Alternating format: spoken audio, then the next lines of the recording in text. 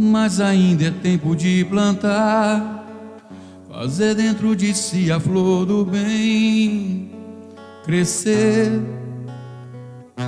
pra lhe entregar quando ele aqui chegar. Boa noite a todos. Que a paz do nosso Mestre Jesus seja sempre em nossas vidas. O tema da noite, transição planetária, o nascer de uma nova era, é um tema muito profundo, muito vasto, que deveríamos tratar num seminário aí de algumas horas, mas que nós tentaremos. O pessoal do fundo está ouvindo bem, não? Acho que não, né? Oi. Oi. Está ouvindo aí no fundo? Cortou tudo.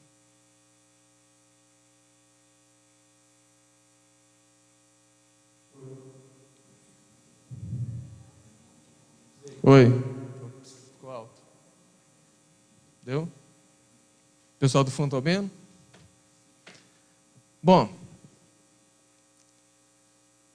é notório que nós vivemos momentos bastante tumultuados, onde toda sorte de problemas, de violência, de catástrofes, tanto de ordem moral quanto social, vem abalando a terra em alguns tempos, fazendo com que a grande maioria das pessoas digam que nós vivemos os finais dos tempos. Quando nós falamos sobre os finais dos tempos, podemos observar que, de uma certa maneira, cada povo, cada civilização e cada religião, à sua maneira, preconiza que haverá esses finais dos tempos, de uma certa maneira, e dentro do entendimento deles.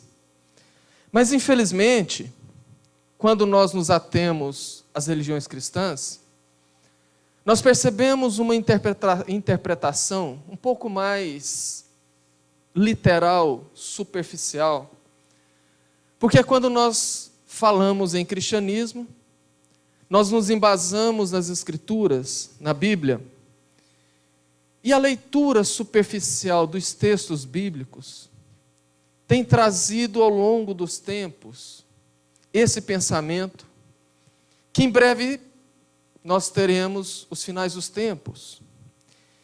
E é um olhar um tanto quanto, digamos, material.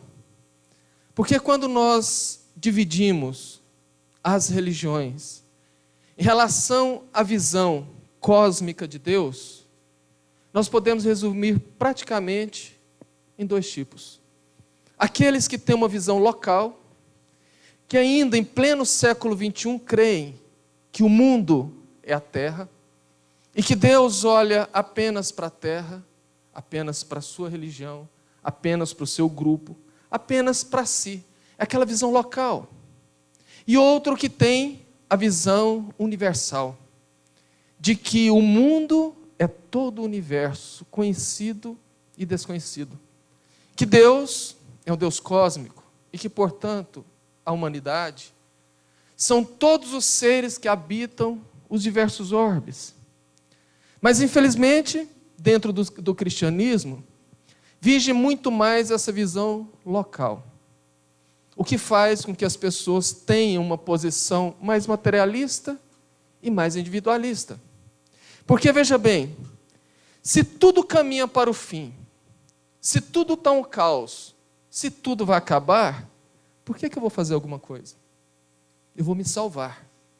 E essa posição da autossalvação, da luta para se salvar, porque o mundo está acabando, tornam-se essas pessoas um tanto quanto mais individualistas. Agora, como eu disse antes, essa noção, ela nasceu na interpretação superficial literal e equivocada das traduções bíblicas, que muitas delas foram feitas de maneiras tendenciosas.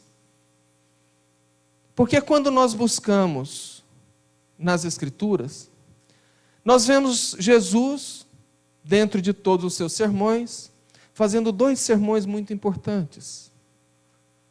O sermão de entrada, por assim dizer, que foi o Sermão do Monte, e o sermão de saída, que foi o sermão profético, onde Jesus falava de rumores de guerras, de catástrofes, de situações que o mundo enfrentaria de muita calamidade, de muita dor, de muito sofrimento. E mais tarde nós encontramos o Apocalipse de João, também fazendo previsões extremamente catastróficas, falando de dragões, falando de estrelas que caem dos céus, de vários tipos de cataclismos. E a não tradução da palavra Apocalipse fez criar a cultura de que Apocalipse é juízo final, destruição total. Sendo que a palavra Apocalipse no grego quer dizer simplesmente revelação. Então o Apocalipse de João foi a revelação dos acontecimentos. Mas que por ser um texto extremamente cheio de metáforas, extremamente cheio de simbolismos, e a maioria das religiões cristãs não buscam compreender o sentido, porque João, embora fosse judeu, ele foi exilado na ilha de Patmos, na Grécia, com pouco mais de 20 anos. Ele viveu praticamente 70 anos ali, absorvendo toda a cultura grega e mais. Já quase nos seus 100 anos de vida, ele é desdobrado do corpo e recebe todas essas informações, como se fosse num sonho. E ao retornar, obviamente, com o filtro da matéria, ele tem aquelas distorções dos seus entendimentos, e por ser judeu, ele usa a cultura judaica para traduzir em símbolos o que ele viu. E nós, cristãos, em pleno século XXI, século XX, século XIX e os anteriores, fazemos a leitura superficial disto e começamos a achar então que o final dos tempos será realmente muito complicado. Mas o que a maioria dos estudiosos que se debruçaram sobre isto e que tentam traduzir os símbolos ali contidos, eles dizem que a relação entre o que nós estamos vivenciando hoje e o Apocalipse é muito próxima. E quando nós fazemos a junção do estudo aprofundado do sermão profético com o Apocalipse de João e com a vasta literatura espírita, nós temos então um encaminhamento mais seguro e mais correto para esse entendimento. Quando nós pegamos o Apocalipse, nós podemos notar que ele se divide praticamente em 4 partes e apresenta 5 elementos fundamentais para o seu entendimento. Que é, João fala muito sobre o final, o fim. Depois ele fala sobre Satanás. Depois ele fala de cataclismos. Depois ele fala de um julgamento e, por fim, o advento da nova Jerusalém. O que é interessante é que a doutrina espírita faz uma leitura muito diferente do que vem sendo preconizado por outras religiões cristãs. E quando nós buscamos nesses 5 elementos os seus significados, nós começamos a observar, por exemplo, que quando João fala do fim, não necessariamente é o final de tudo.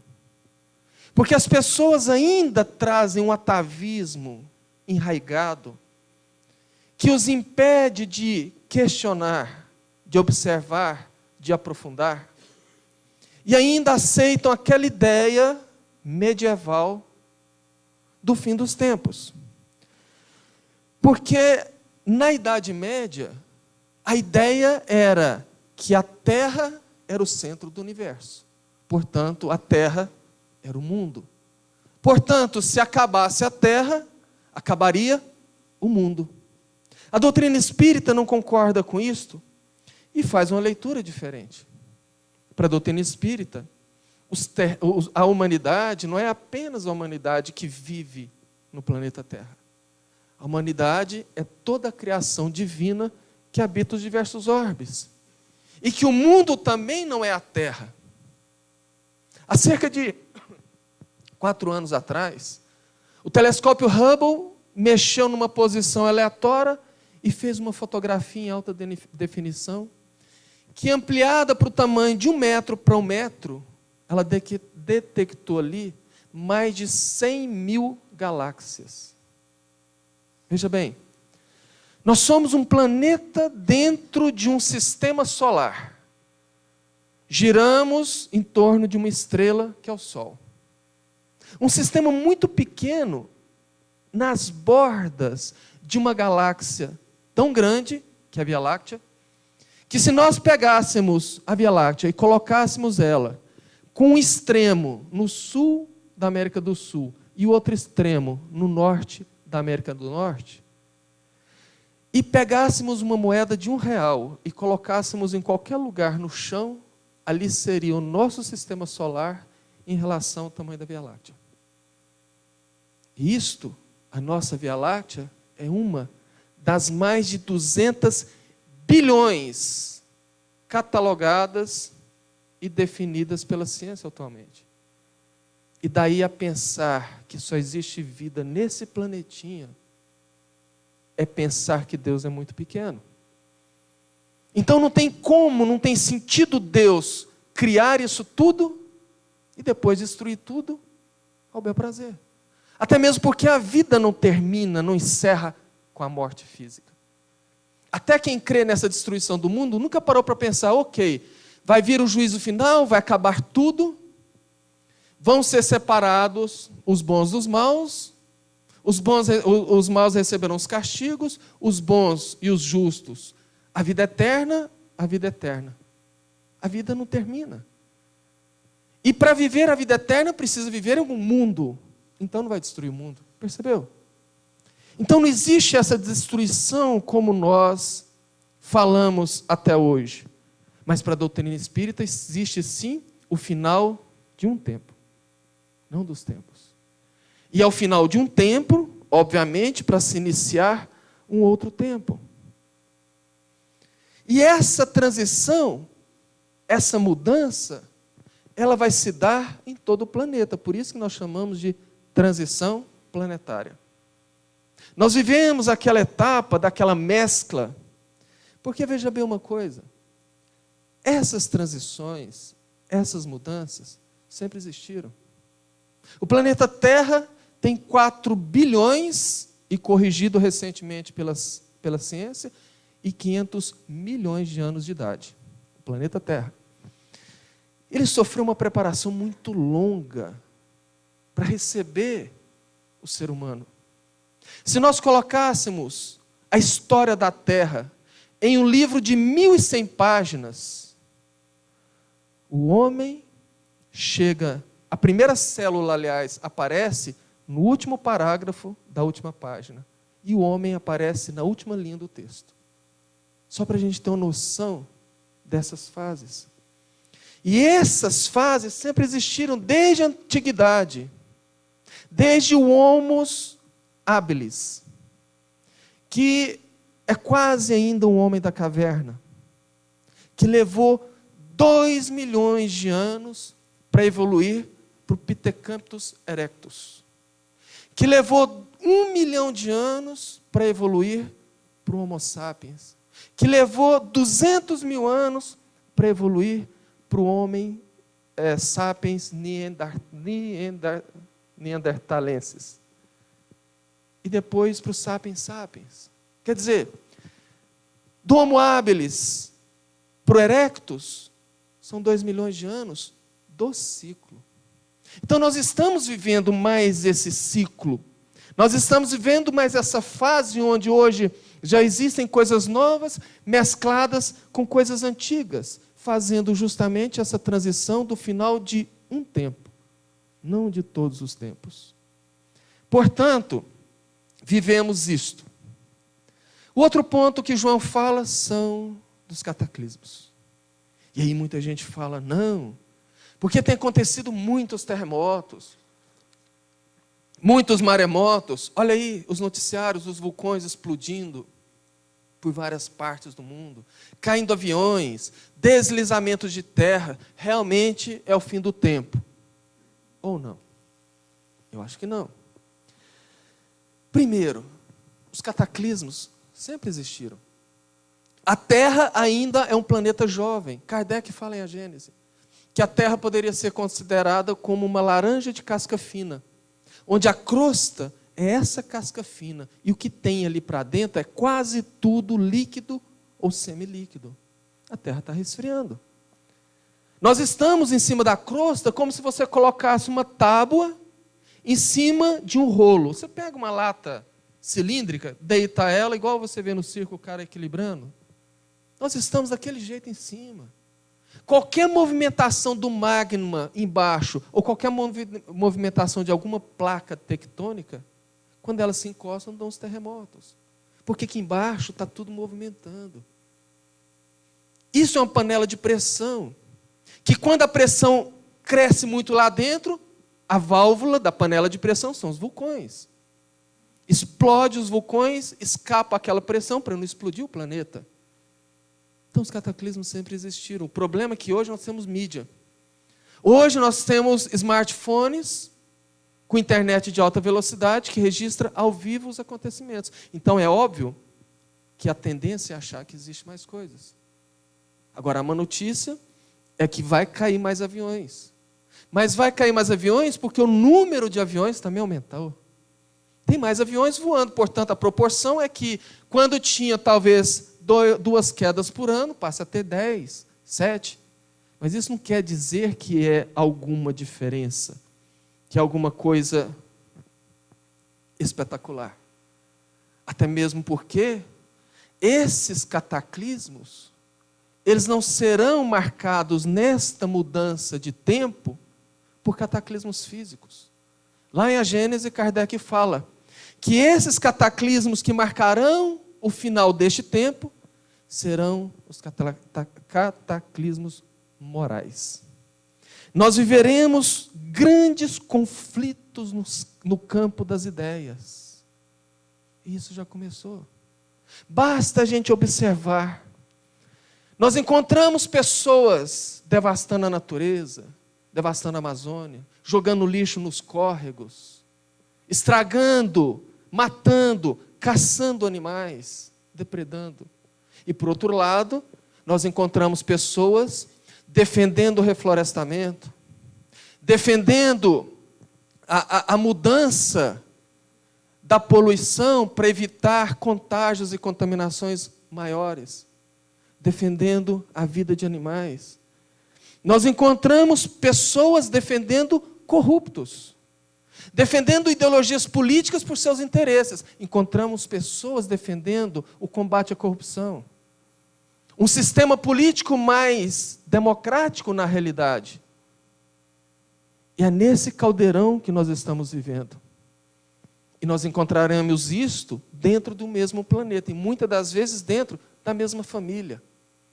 Então esse conflito de ideias, isto sim vai ser os grandes cataclismos que nós enfrentaremos. E o fomentador desses, adivinha quem é? Satanás. Oi? Mas a doutrina espírita fala que Satanás não existe? Sim. Mas nós estamos falando daquele que aparece lá no Apocalipse de João. Agora, precisamos entender algumas coisas. Primeiro, a cultura cristã, ela é herdada da cultura judaica. E na cultura judaica não existe a figura de Satanás. Para não falar que não existe, nós encontramos o nome apenas no livro de Jó, no Velho Testamento. Mas o livro de Jó é um livro praticamente cheio de parábolas. e que foi escrito depois que os judeus saíram da Babilônia, a primeira diáspora. Porque lá na Babilônia, antes de irem, por assim dizer, degradado para a Babilônia, eles tinham a sua noção pura do judaísmo, onde Deus é único, o Deus único, e que Deus também não teria nenhum opositor. Na Babilônia, tiveram contato com o maniqueísmo. O maniqueísmo ele é dualista, tudo tem que ter o seu contrário. Se tem o claro, tem que ter o escuro, se tem embaixo, tem que ter em cima, se tem uma divindade, tem que ter o seu opositor. Então, por isso que trouxeram esta noção. Mas no judaísmo não existe. Nós encontramos o nome Shaitã, mas o Shaitã, que foi traduzido como Satã, tem um significado diferente, que quer dizer o adversário, o inimigo. A Argentina é o Shaitã do Brasil, é o adversário do Brasil. Numa guerra, o país A é o Shaitã do país B, são inimigos. Mas não naquela noção. Nós encontramos também o daimon. Várias vezes Sócrates falava, o meu daimon disse isso. Daimon, que muita gente leva para demônio, quer dizer conselheiro, quer dizer orientador. E aí os cristãos falam, não, mas o demônio, Satanás, tentou a Eva. Não parece, não aparece. Em nenhum lugar do Velho Testamento aparece. Quem tentou a Eva foi a serpente. Chega em casa e pesquisa, não existe o Satanás lá.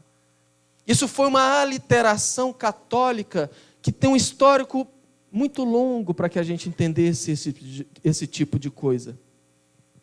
Porque até essa figura conhecida de Satanás foi criada no ano de 1260 pela Igreja Católica, no concílio, onde reuniram-se e falaram, nós precisamos criar uma figura assustadora.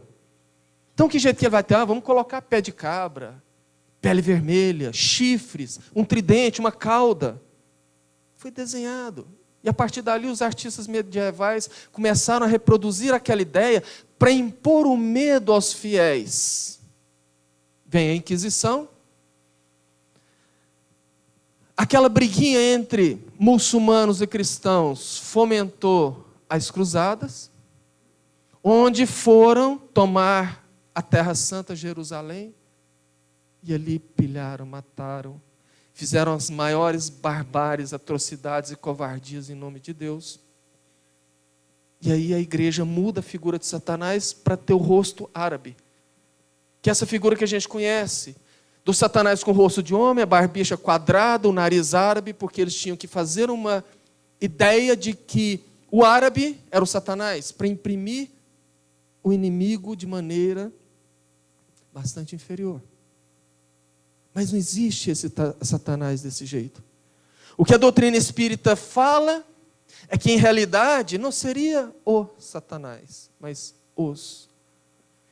São espíritos que, extremamente bárbaros, extremamente violentos, extremamente rebeldes, e que habitam o planeta desde priscas eras, muito focados no mal, reticentes e resistentes à evolução mais rápida e que Deus não força. Deus não agride consciências. Então esse grupo rebelde, ele também é usado pela divindade para ajudar na evolução do planeta.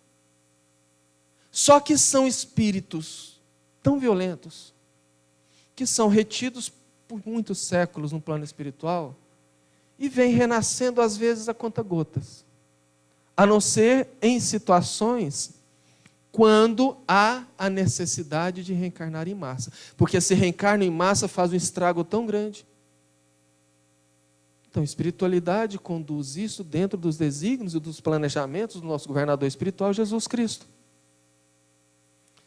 E narra as obras espíritas que no final da Idade Clássica, início da Idade Média, quando o Império Romano havia conquistado praticamente todo o mundo conhecido, se tornando um grande império, extremamente belicoso, dominador, terrível, havia necessidade de separar as nações para que a terra evoluísse. Mas que povo queria se contrapor ao Império Romano? Todos que tentaram caíram. Vem então essa classe de espíritos e reencarnam em vários pontos. E são povos como os godos, os visigodos, os bárbaros, os vikings, os hunos. Que povos extremamente violentos, apegados a metais, que se vestiam de maneira totalmente diferente, que não gostavam de trabalhar, gostavam-se de invadir lugares, usar o que tinha, comer o que tinha, quando terminava eles invadiam outro. Não tinham controle, a sua liderança era imposta pela violência, o seu líder tinha que matar aquele que estava ameaçando para que ele mantesse a sua liderança, e o outro, para conseguir a liderança, matava ele. E de extremamente desorganizados e violentos, quebraram o Império Romano. Vieram, cumpriram o seu papel e retornaram. E de lá para cá, obviamente necessitando de evolução, vinha um, vinha outro, e nós conhecemos vários generais, vários líderes religiosos, vários papas, várias criaturas que, quando detiveram o poder, fizeram um estrago muito grande, provando que esses espíritos precisavam sim ficar guardados. Agora, eles começaram a voltar novamente, porque precisam reencarnar, precisam evoluir, e se nós estamos passando por um processo de final de um tempo, eles precisam ter suas oportunidades, e para alguns, as suas últimas oportunidades. Então narra a literatura espírita que por volta de 1950 reencarna uma leva dessas entidades. E encontra um mundo onde a igreja dominava, ainda fazia suas missas em latim, com o padre virado de costas. A educação era extremamente repressora. As pessoas eram obrigadas a aprender. As famílias, de ordem patriarcal, o homem era o provedor, o senhor, o líder, quase o Deus.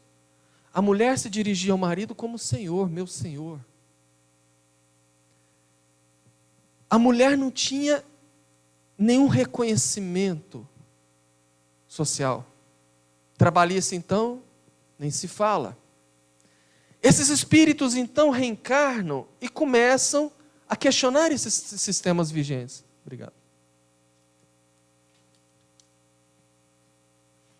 E fazendo esse questionamento, muitas pessoas que não faziam parte desse grupo se simpatizaram. E começaram a se agrupar, se reunir.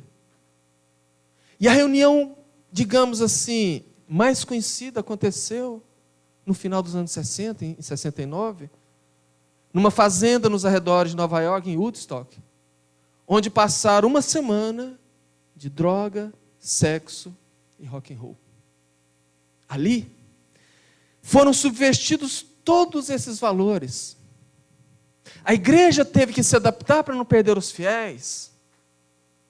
As famílias começaram a mudar o seu contexto, cumpriram o seu papel, mas deixaram um estrago muito grande. O mundo conheceu a drogadição. O mundo conheceu o desregramento sexual e o desagregamento familiar. O desregramento com desagregamento travou minha língua. O mundo então conheceu o que nós vivenciamos até hoje. Mas foi necessário que eles viessem para fazer essa mudança de paradigma e ter as suas oportunidades. Porque quando eles chegam extremamente maus e reencarnam, desencarnam e voltam apenas maus. E depois voltam meio maus. E depois voltam meio bons. E assim vão tendo a sua evolução.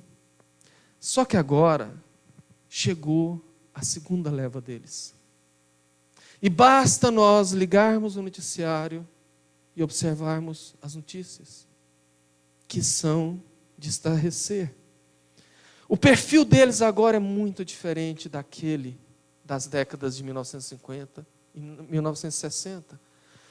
Hoje eles são violentos, intolerantes, agridem de maneira gratuita as pessoas, a natureza, são criadores de ideologias, são mais corruptos. E aí alguém pergunta, mas por que isso agora? Por que isso tinha que acontecer agora? É a separação do joio do trigo que Jesus disse. Essa separação do joio do trigo, ela se faz necessária porque Jesus disse, os bons herdarão a terra. Mas como que os bons herdarão a terra? Quem que é bom? Eu falo que eu sou bom. Eu tenho certeza que todo mundo fala porque todo mundo quer dizer. Porque todo mundo quer ficar. Agora, Deus, ao contrário de que muita gente imagina, não vai ficar lá em cima apontando o dedo, você é o meu eleito, você não é, você é do meu grupinho, você não é, você que simplesmente me bajula, vem para cá, você que não me bajula, vai para lá. Imagina fazer isso com os 7 bilhões e quase 200 milhões de habitantes que nós somos hoje na Terra. A coisa não acontece desse jeito. Lá no Apocalipse, no capítulo 3, no versículo 16, porque no começo do Apocalipse tem várias cartas escritas para 7 igrejas. E lá na carta escrita para a igreja de Sardes, no versículo 16, tem uma frase que muita gente já ouviu e que às vezes nem sabe que veio dali. Assim porque és morno e não és frio nem quente, vomitar-te-ei de minha boca. O que isso quer dizer? Que precisa separar o morno do quente. O que os Espíritos querem dizer é que você precisa ter uma posição, que não dá para ficar em cima do muro, que não dá para ficar no marasmo. Olha, quem que é o morno? O morno é aquele que não faz o mal, mas também não faz o bem. Que não adota nenhuma posição, ele não vai para nenhum lado. E como isso se dá? Imagina que você mistura limalha de ferro com a terra. A limalha de ferro é escura, a terra é escura. Você não tem como separar cada grãozinho. Mas você passa um ímã. E o ímã atrai toda a limalha de ferro e faz a separação perfeita. Essa é a separação do joio do trigo. Porque, em verdade, a espiritualidade provê essas entidades para criar esses movimentos, para que nós nos mostremos quem somos. Para que nós nos mostremos a quem viemos. Para que nós adotemos a nossa posição disto. E essas posições, esses movimentos são os mais variados possível. Você senta em frente à TV e vê lá uma ONG, uma organização não governamental, defendendo os corais na Amazônia, tentando impedir perfurações de poços de petróleo. Então você gosta daquilo, eu vou me filiar a essa ONG, vou passar a defender a natureza. Mas alguém naquele mesmo momento fala, não, precisa perfurar os poços, nós precisamos do petróleo para mover o mundo, para dar dinheiro, para enriquecer. Dane-se a natureza, eu não vou estar aqui no futuro mesmo, eu quero ganhar dinheiro agora. E defende aquele lado. Separou o joio do trigo. Vêm as falsas feministas e dizem, o corpo é meu, eu faço o que eu quero, portanto, eu ergo a bandeira e defendo o aborto. E muita gente fala, não, é verdade, a mulher tem que ter direito ao aborto. Tudo bem, o corpo é dela, ela faz o que ela quiser. O que ela não sabe é que a vida gerada dentro do corpo dela não é dela. É outra individualidade, é outro espírito. Portanto, ela não pode matar. Mas nós vemos, inclusive, espíritas defendendo o aborto. Mas nós vemos também pessoas, não. A vida é sagrada em qualquer reino, em qualquer momento da criação. Tanto faz matar uma pessoa com 60, com 20, com 10, com 2 anos, quanto com 2 meses, 1 mês de gestação. Tudo é assassinato. Separou o joio do trigo. E aí aparece lá um grupo que tampa os rostos, pega armas e sai depredando tudo, defendendo ideologias. E as pessoas, algumas se sentem simpatizadas. Olha que legal, que os caras são foda, vamos lá. E outros não. Então esse movimento, o plano espiritual implanta esses grupos extremistas, justamente para que nós nos mostremos quem nós somos. E isto é muito diverso. Isso acontece em absolutamente todos os setores, inclusive o religioso, inclusive dentro da doutrina espírita. E há pouco tempo nós tivemos um exemplo desse.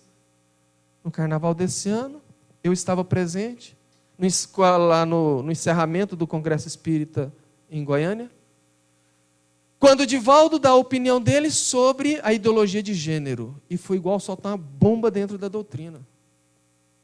Ali muita gente se mostrou quem era. Criticaram, jogaram pedras, inclusive um palestrante que vem, já está aí esse ano, que vende livros e ganha dinheiro com isto, que dá palestras defendendo a sua ideia, como o Divaldo falou o contrário, foi o primeiro e o mais contundente a se erguer falando contra e falando muita coisa pesada. Dentro do seio da doutrina. Então nós vamos nos movimentando e ocupando as nossas verdadeiras posições dentro do planeta. A outra figura é a figura do julgamento, ou do julgador. E a doutrina também não coaduna com essa ideia, que também é uma ideia medieval, onde existia um rei que julgava a todos, que colocava a todos sobre a sua batuta para definir sobre a vida e a morte das pessoas. E por isso aquela ideia do Deus julgador. Um Deus, um velhinho barbado, sentado num trono lá em cima, que fica julgando cada um. A vida dele é só julgar as pessoas. Então, quando João fala do julgador, vem essa ideia desse julgador, mas que a doutrina também não concorda, porque é uma ideia ancestral. E quem disse que Deus não julga foi o próprio Cristo. Lá em João, capítulo 5, versículo 22, quando ele diz: o Pai não julga a ninguém, mas dá a cada um o próprio juízo. Ou seja, quem me julga sou eu, a minha consciência. Quem disse isso é Jesus. Quem falar que é Deus que julga, então está contradizendo o Cristo. Agora, o que a doutrina espírita explica, que o processo de julgamento tem a ver com os processos de migrações. E que aí nós precisamos entender uma coisa, que esses processos de migrações quer dizer de espíritos que chegam e saem do planeta. Segundo a doutrina, nós temos hoje no planeta, resumindo, agrupando, porque veja bem, somos um planeta de provas e expiações, onde nós estamos nivelados por uma faixa larga de diversos graus de evolução. Mas se nós podemos dividir entre os nativos, que são espíritos que sempre reencarnaram no planeta, e que são de um percentual muito grande, e que vivem hoje o que Joana Gianni chama de consciência de sono. Aquelas pessoas que vivem para satisfazer o corpo, comer, beber, comer, dormir e fazer sexo, sem muita preocupação com as coisas espirituais. Temos os maus não tocados pelo bem, que é um percentual um pouco menor, mas de espíritos rebeldes, que não querem saber de vivenciar o bem.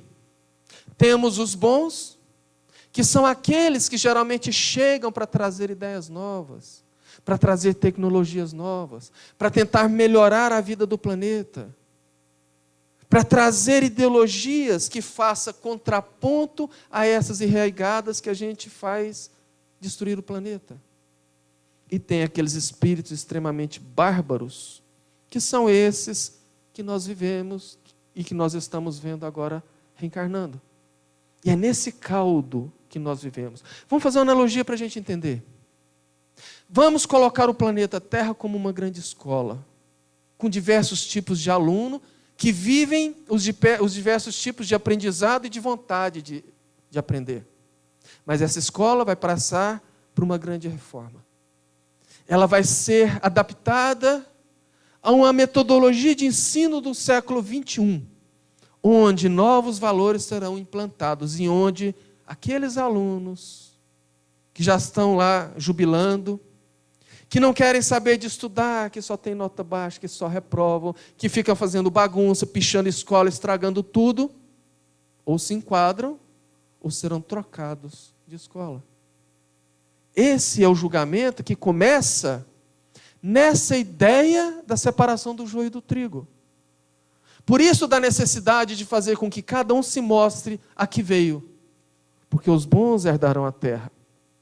Então, segundo a doutrina, esse processo de migrações já aconteceu no nosso planeta.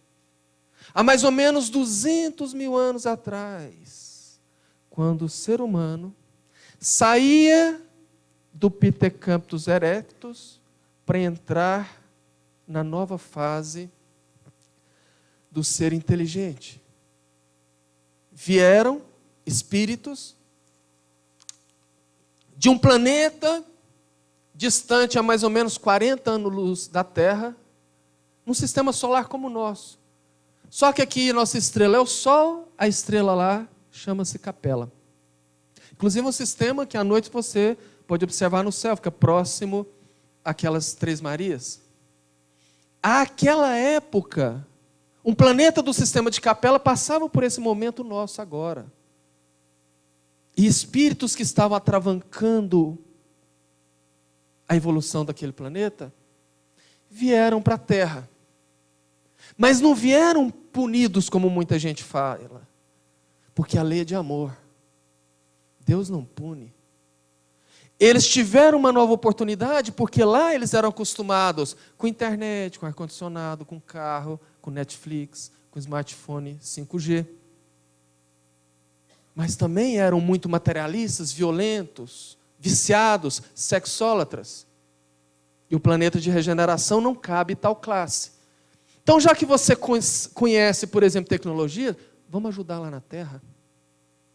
Para que você tenha um momento de reflexão, para que você possa melhorar e voltar para junto dos seus. Eles vieram e implantaram tecnologias. Construíram pirâmides, construíram aquedutos, e implementaram inclusive uma nova genética, que é essa nossa. E que agora haverá uma nova leva, tanto chegando quanto saindo. Segundo Chico, desde 1950, muitos espíritos já não recebem mais permissão de reencarnar no planeta. Justamente porque são aqueles que deverão ser degradados, não também como punição, para inventar a roda no planeta primitivo, para descobrir o fogo no planeta primitivo, para descobrir e ensinar a agricultura no planeta primitivo, para que nós possamos passar por isto, para que chegue finalmente o quinto ponto de João, que é a Nova Jerusalém. E que lá no Apocalipse ele fala que a Nova Jerusalém cairá do céu, que as estrelas cairão do céu. E quando nós vamos compulsar a literatura espírita, as estrelas são esses novos espíritos que estão chegando. E que reencarnando em massa proverá um novo renascimento das artes, da beleza, da música. Espíritos que viveram na era clássica estarão retornando para implementar uma nova Jerusalém no planeta. Onde, não vou nem falar da nossa música, porque quando a gente fala do sertanejo universitário, eu fico imaginando um sertanejo primário. Como que seria? Se o universitário já canta o que canta, o funk, a nossa cultura. Mas essa nova geração já está aí. Basta observar muitas crianças, não todas. Não todas, porque não são todas que são esses vindo de fora. Ah, mas meu filho já mexe no celular com menos de um ano. Claro, acabou de chegar do plano espiritual. conhecer essa tecnologia lá de perto, ainda está muito fresco na memória, não quer dizer que ele é um espírito muito evoluído. Mas segundo Joana de Ângeles, vários deles já estão reencarnando. Emmanuel já está aí. Francisco de Assis deve voltar à Itália. Joana de Ângeles volta para o Brasil. E quando uma alma, como Mahatma Gandhi, fez uma grande transformação na Índia e nos arredores. Imagina 200 Mahatma Gandhi reencarnados no Brasil, no planeta. A transformação que não terá. Por isso que alguns precisam sair. E esse é o raiar de uma nova era. Porque, segundo Emmanuel, nós já vivemos justamente as primeiras horas da madrugada do raiar de um novo dia. Portanto, que nós façamos a nossa parte. Que nós saiamos do nosso marasmo, da nossa mesmice, que deixemos de ser mornos, que trabalhemos, que busquemos singrar e fazer aquilo que Jesus nos ensinou, que sejamos, falando para os espíritas, espíritas de verdade, porque ser espírita não é só ir no centro, assistir palestra, tomar água frutificada, passe, e quando sai da porta para fora, bota o dedo para o primeiro que dá uma fechada no trânsito, chega em casa, briga com a família, com todo mundo, fula fila, faz as pequenas corrupções, se mata no álcool, nas drogas, no fumo. Essa é a nova era chegando. A separação do joio e do trigo já está aí. Agora cabe a cada um escolher de que lado fica. Boa semana para todo mundo e que Jesus nos abençoe.